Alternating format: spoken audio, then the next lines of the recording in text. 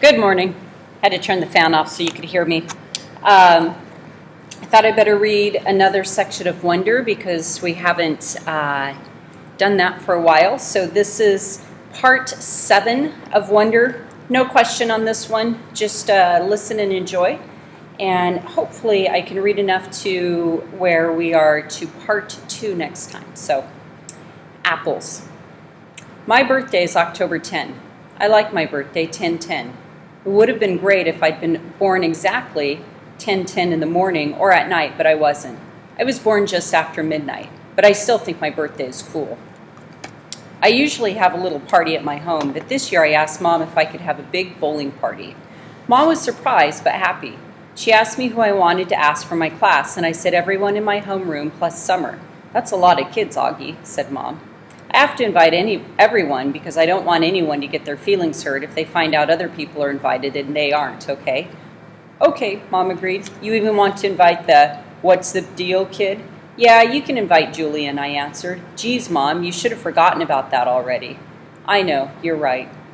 A couple of weeks later, I asked Mom who was coming to my party, and she said Jack Will, Summer, Reed Kingsley, both Maxes, and a couple of other kids said they're going to try to be there. Like who? Charlotte's mom said Charlotte had a dance recital earlier in the day, but she was going to try to come to your party if time allowed. And Tristan's mom said he might come after a soccer game. So that's it? That's like 5 people. That's more than 5 people, Augie. I think a lot of people just had plans already, Mom answered. We were in the kitchen. She was cutting one of the apples we had just gotten at the farmer's market into teensy-weensy bites so I could eat it. What kind of plans, I asked. I don't know, Augie. We sent out the Evites kind of late. Like, what did they tell you, though? What reasons did they give? Everyone gave different reasons, Augie. She sounded a bit impatient. Really, sweetie, it shouldn't matter what their reasons are. People had plans, that's all.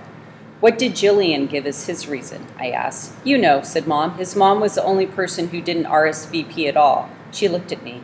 I guess the apple doesn't fall far from the tree. I laughed because I thought she was making a joke, but then I realized she wasn't. What does that mean? I asked. Never mind. Now go wash your hands so you can eat. My birthday party turned out to be much smaller than I thought it would be, but it was still great. Jack, Summer, Reed, Tristan, and both Maxes came from school, and Christopher came too, all the way from Bridgeport with his parents. And Uncle Ben came, and Aunt Kate, and Uncle Poe drove in from Boston, though Tata and Papa were in Florida for the winter. It was fun because all the grown-ups ended up bowling in the lane next to ours, so it really felt like there were a lot of people there to celebrate my birthday. Halloween. At lunch the next day, Summer asked me what I was going to be for Halloween. Of course, I'd been thinking about it since last Halloween, so I knew right away. Boba Fett. You know you can wear a costume to school on Halloween, right? No way, really? So long as it's politically correct. What, like no guns and stuff? Exactly. What about blasters? I think a blaster's like a gun, Augie. Oh, man, I said, shaking my head. Boba Fett has a blaster. At least we don't have to come like a character in the book anymore. In the lower school, that's what you had to do. Last year, I was the Wicked Witch of the West from The Wizard of Oz. But that's a movie, not a book. Hello, Summer answered. It was a book first. One of my favorite books in the world, actually. My dad used to read it to me every night in the 1st grade. When Summer talks, especially when she's excited about something, her eyes squint just like she's looking right into the sun. I hardly ever see Summer during the day, since the only class we have together is English. But ever since that first lunch at school, we've sat at the summer table together every day, just the 2 of us. So what are you going to be? I asked her. I don't know yet. I know what I really want to go as, but I think it might be too dorky. You know, Savannah's group isn't even wearing costumes this year. They think they're too old for Halloween. What? That's just dumb. I know, right? I thought you didn't care what those girls think. She shrugged and took a long drink of her milk. So what dorky thing do you want to dress up as? I asked her, smiling. Promise not to laugh? She raised her eyebrows and her shoulders embarrassed. A unicorn. I smiled and looked down at my sandwich. Hey, you promised not to laugh, she laughed. Okay, I said, but you're right, that is too dorky. I know, she said, but I have it all planned out. I'd make the head out of paper mache and paint the horn gold and make the mane gold too. It would be so awesome. Okay, I shrugged, then you should do it. Who cares what other people think, right? Maybe what I'll do is just wear it for Halloween parade, she said, snapping her fingers, and I'll just be like a goth girl for school. Yeah, that's it. That's what I'll do. Sounds like a plan, I nodded. Thanks, Augie, she giggled. You know, that's what I like about you. I feel like I can tell you anything. Yeah, I answered, nodding. I gave her a thumbs up side. Cool beans. School pictures. I don't think anyone will be shocked to learn I don't want to have my school picture taken on October 22. No way. No thank you. I stopped letting anyone take pictures of me a while ago. I guess you could call it a phobia. No, actually, it's not a phobia. It's an aversion, which is a word I just learned in Mr. Brown's class. I have an aversion to having my picture taken. There, I used it in a sentence. I thought Mom would try to get me to drop my aversion to having my picture taken for school, but she didn't. Unfortunately, while I managed to avoid having the portrait taken, I couldn't get out of being part of the class picture. Ugh. The photographer looked like he'd just sucked on a lemon when he saw me. I'm sure he thought I ruined the picture. I was one of the ones in the front sitting down. I didn't smile, not that anyone could tell if I had. The cheese touch. I noticed not too long ago that even though people were getting used to me, no one would actually touch me. I didn't realize this at first because it's not like kids go around touching each other that much in middle school anyway. But last Thursday in dance class, which is like my least favorite class, Mrs. Atanabi, the teacher, tried to make Zaminia Chin be my dance partner. Now, I've never actually seen someone have a panic attack before, but I've heard about it, and I'm pretty sure Zaminia had a panic attack at school. She got really nervous and turned pale and literally broke into a sweat within a minute, and then she came up with some lame excuse about really having to go to the bathroom.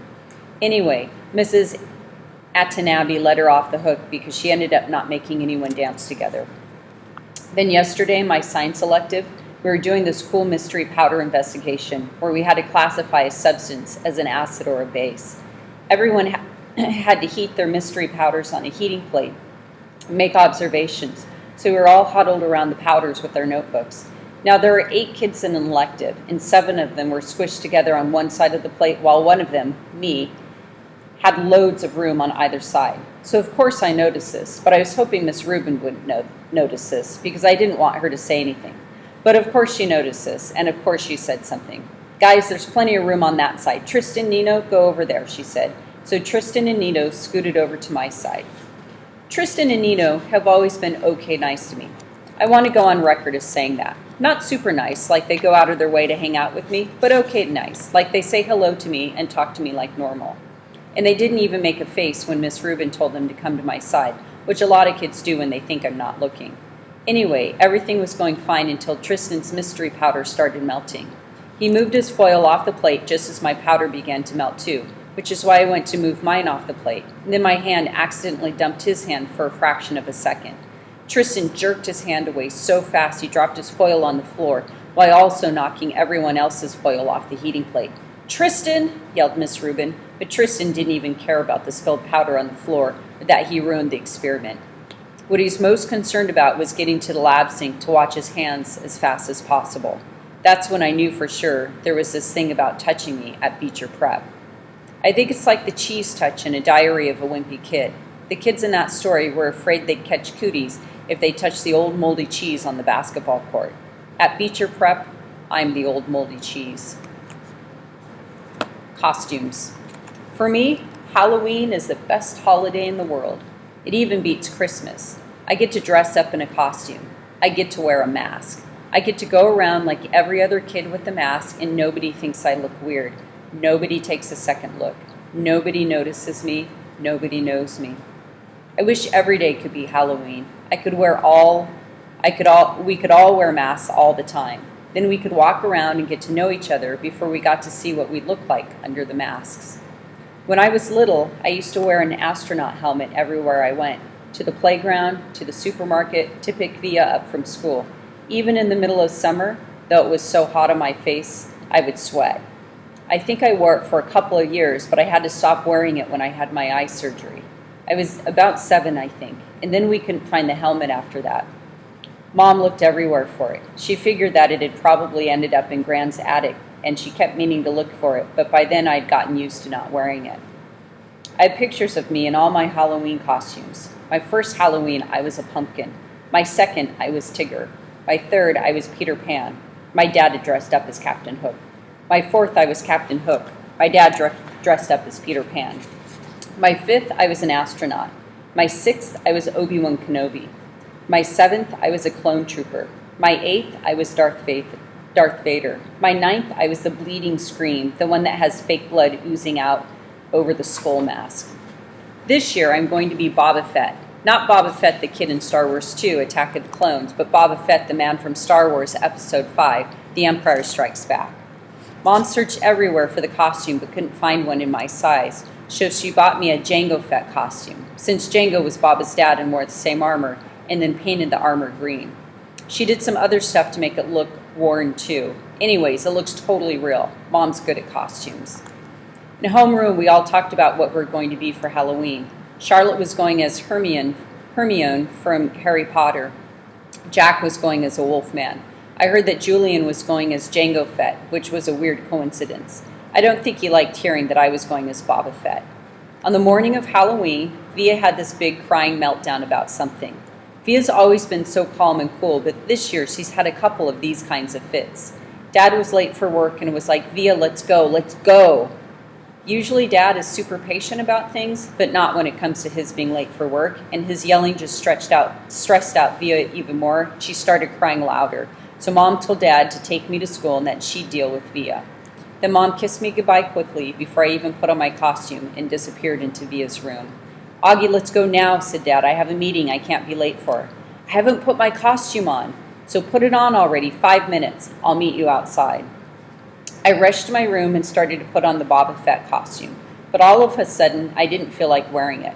I'm not sure why, but maybe it has all these belts that needed to be tightened and I needed someone's help to put it on, or maybe it was because it still smelled a little like paint. All I knew was that it was a lot of work to put the costume on, and Dad was waiting and would get super impatient if I made him late. So at the last minute, I threw on the Bleeding Scream costume from last year. It was such an easy costume, just a long black robe and a big white mask. I yelled goodbye from the door on my way out, but Mom didn't even hear me. "I thought you were going as Jango Fett," said Dad when I got outside. "Boba Fett." "Whatever," said Dad. "This is a better costume anyway." "Yeah, it's cool," I answered. The Bleeding Scream. Walking through the halls that morning on my way to the lockers was, I have to say, absolutely awesome. Everything was different now. I was different. Where I usually walked with my head down, trying to avoid being seen, today I walked with my head up, looking around. I wanted to be seen. One kid wearing the same exact costume as mine, long white skull face oozing fake red blood, high-fived me as we passed each other on the stairs. I have no idea who he was, and he had no idea who I was. I wondered for a second if he would have ever done that if he'd known it was me under the mask. I was starting to think this was going to go down as one of the most awesome days in the history of my life, but then I got to homeroom. The first costume I saw as I walked inside the door was Darth Sidious. Had one of the rubber masks that are so realistic with a big black coat over the head and a long black robe. I knew right away it was Julian, of course. He must have changed his costume at the last minute because he thought I was coming as Jango Fett. He was talking to two mummies who must have been Miles and Henry, and they were all kind of looking at the door like they're waiting for someone to come through. I knew it wasn't a Bleeding Scream they're looking for. It was a Boba Fett. I was going to go and sit at my usual desk, but for some reason, I don't know why, I found myself walking over to a desk near them, and I could hear them talking. One of the mummies was saying, "It really does look like him. Like this part especially," answered Julian's voice. He put his fingers on the cheeks and eyes of his Darth Sidious mask. "Actually," said the mummy, "what he really looks like is one of those shrunken heads. Have you ever seen those? He looks exactly like that. I think he looks like an orc." "Oh, yeah. If I look like that," said the Julian voice, kind of laughing, "I swear to God I'd put a hood over my face every day." "I've thought about this a lot," said the second mummy, sounding serious, "and I really think if I look like him seriously, I think that I'd kill myself." "You would not," answered Darth Sidious. "Yeah, for real," insisted the same mummy. "I can't imagine looking in the mirror every day and seeing myself like that. It would be too awful, and getting stared at all the time." "Then why do you hang out with him so much?" asked Darth Sidious. "I don't know," answered the mummy. "Tushman asked me to hang out with him at the beginning of the year, and he must have told all the teachers to put us next to each other in all of our classes or something." The mummy shrugged. I knew the shrug, of course. I knew the voice. I knew I wanted to run out of the class right then and there, but I stood where I was and listened to Jack Will finish what he was saying. "I mean, the thing is, he always follows me around. What am I supposed to do?" "Just ditch him," said Julian. I don't know what Jack answered because I walked out of the class without anyone knowing I had been there. My face felt like it was on fire while I walked back down the stairs. I was sweating under my costume, and I started crying. I couldn't keep it from happening. The tears were so thick in my eyes I could barely see, but I couldn't wipe them through the mask as I walked. I was looking for a tiny spot to disappear into. I wanted a hole I could fall inside of, a little black hole that would eat me up. Names: Rat Boy, Freak, Monster, Freddy Krueger, E.T., Gross Out, Lizard Face, Mutant. I know the names they call me. I've been in enough playgrounds to know kids can be mean. I know. I ended up in the second floor bathroom. No one was there because first period had started and everyone was in class. I locked the door to my stall and took off my mask and just cried for I don't know how long. Then I went to the nurse's office and told her I had a stomachache, which was true because I felt like I'd been kicked in the gut. Nurse Mommy called Mom and had me lie down on the sofa next to her desk. 15 minutes later, Mom was at the door. "Sweetness," she said, coming over to hug me. "Hi," I mumbled. I didn't want her to ask anything until afterwards. "You have a stomachache?" she asked, automatically putting her hand on my forehead to check my temperature. "He said he feels like throwing up," said Nurse Molly, looking at me with very nice eyes. "And I have a headache," I whispered. "I wonder if it's something you ate," said Mom, looking worried. "There's a stomach bug going around," said Nurse Molly. "Oh, geez," said Mom, her eyebrows going up as she shook her head. She helped me to my feet. "Should I call a taxi, or are you okay to walk home?" "I can walk." "What a brave kid," said Nurse Molly, patting me on the back as she walked us toward the door. "If he starts throwing up or runs a temperature, you should call the doctor." "Absolutely," said Mom, shaking Nurse Molly's hand. "Thank you so much for taking care of him." "My pleasure," answered Nurse Molly, putting her hand under my chin and tilting my face up. "You take care of yourself, okay?" I nodded and mumbled, "Thank you." Mom and I hug-walked the whole way home. I didn't tell her anything about what had happened, and later when she asked me if I felt well enough to go trick-or-treating after school, I said no. This worried her since she knew how I usually loved trick-or-treating. I heard her say to Dad on the phone, "He doesn't even have the energy to go trick-or-treating. No fever at all. Well, I will if he doesn't feel better by tomorrow. I know, poor thing. Imagine his missing Halloween." I got out of going to school the next day too, which was Friday, so I had the whole weekend to think about everything. I was pretty sure I would never go back to school again. All right, so we're done with part 1. Still have a lot to read. So I will read to you while I'm gone in Johannesburg and post a few of those online. I hope you have an awesome week, and I'll see you soon.